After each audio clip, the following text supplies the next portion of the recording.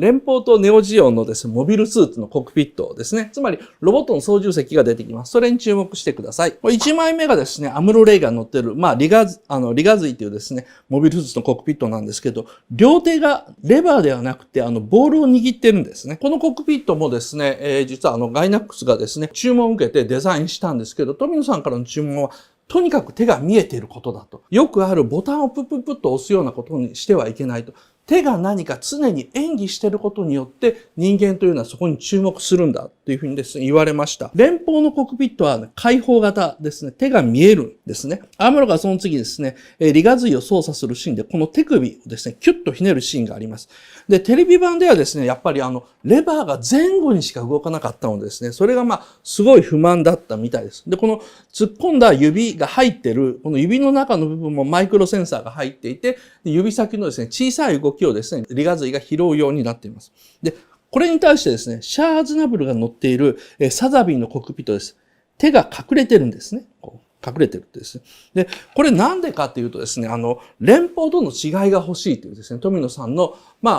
注文があったんですよ。で、ところがですね、形変えようにしてもですね、例えば第二次大戦の時の冷戦とアメリカのムスタングなどの戦闘機見てもですね、コックピットなんかもほとんど同じなんですよ。中央部分に操縦桿が出てて、足にペダルが出てて、前に計器板があってっていう、基本的な配置が変わらないと。実写映画だったら質感とかいろいろ変えることもできるんでしょうけども、アニメだったら大雑把にシルエットで変えることしかできないので、どこを変えればいいのかって。まず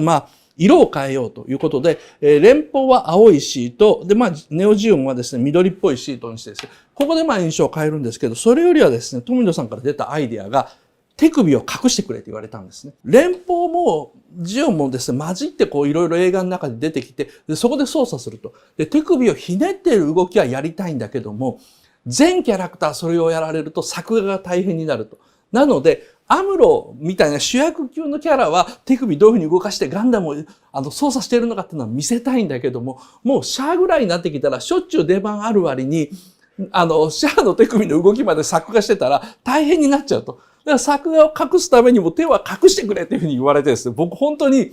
富野さんやりますねって言ったら当たり前でしょっていうふうに言われたんですよね。こういうですね、アニメの設定っていうのはですね、どこを見せて、どこをあえて省略するのか隠すのかというふうなことをやりながらですね、差を見せてですね、演出というのを作っていく。面白いですよね。